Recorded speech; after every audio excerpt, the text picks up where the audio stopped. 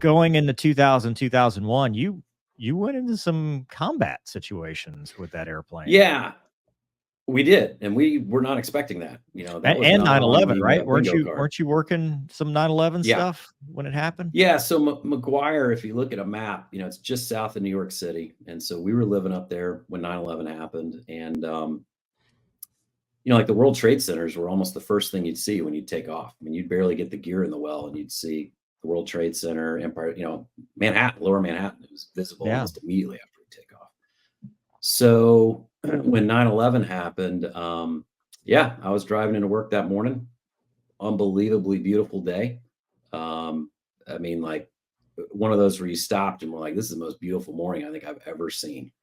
And by the time I got into the squadron, first building had been hit. And I think anybody who's an aviator looked at that and was like, especially if you knew the scope and scale of the World Trade Center. So if you spent a lot of time in Lower Manhattan, you knew how big that building was. And when you saw the size of the hole, you knew this is not a 172 or some wayward general aviation pilot. This was an airliner. There is no doubt. Now, why, we didn't know yet.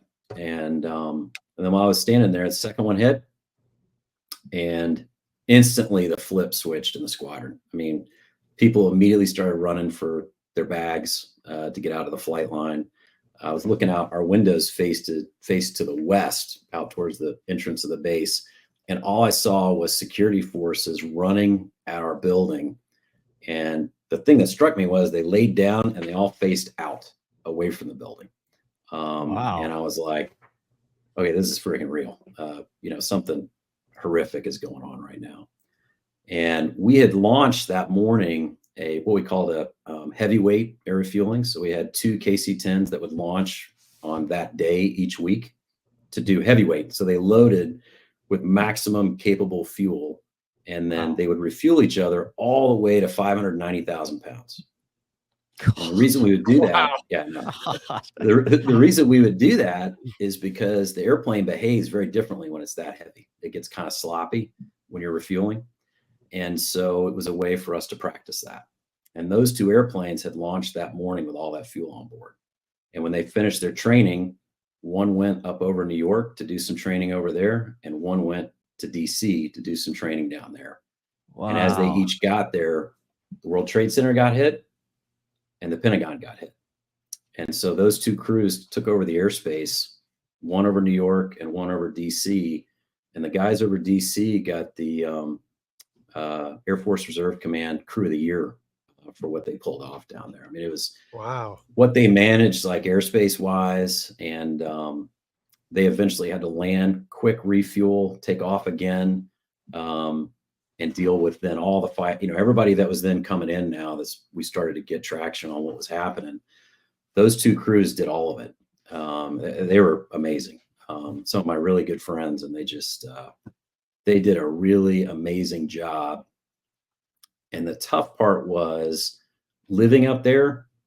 And most of these, almost every one of them were airline pilots with those same airlines that had just lost all those airplanes. Oh, wow. Yeah. So no one knew whose buddy it was. And we also all lived in New York commuter neighborhoods. So we knew the World Trade Center, you know, I think it's like 40,000 people work in those buildings or something just crazy. And we knew neighbors and things would be lost from our neighborhoods. And so, you know, the first officer on Flight 93 was a guy from my wing, Leroy Homer. He was the FO on Flight 93. And so indeed, it was somebody from our wing. Jeez. And I didn't know him personally.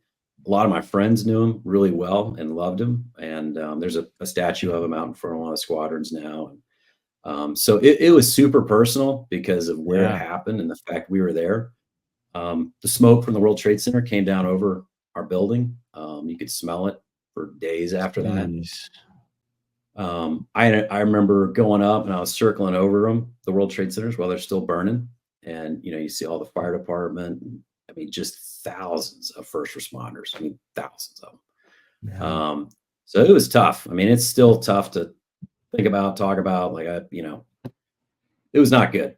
It was about as bad as it, I think, would ever get. But it was weird you know, my first set of receivers were the Cape Cod F-15 guys, and to rejoin, and I'd already done downrange stuff. And so I'd already done some combat support stuff and things like that. To authenticate and use all the brevity words and rejoin with fully armed F-15s over basically your hometown was weird. Surreal. Was, that's crazy. Yeah. It was definitely one of those moments where you're just like, I can't believe this is happening. I still can't believe it. You know, I mean, it's whatever, 23 years ago. And we went 24-hour ops the minute it happened. The only funny thing I remember was as everybody was running for the airplanes, this one guy goes, wait, we can't do this. We don't have crew rest. And this other guy yells, it's war. You can fly drunk if you have to. Good thing I already am. Yeah. He's not wrong. You know, I mean, it's true. So anyway, we knew we were going to deploy right away, and we did very rapidly. You know, you're not going to do anything over Afghanistan without fuel. It's landlocked. You know, we own no property there when it first kicked off.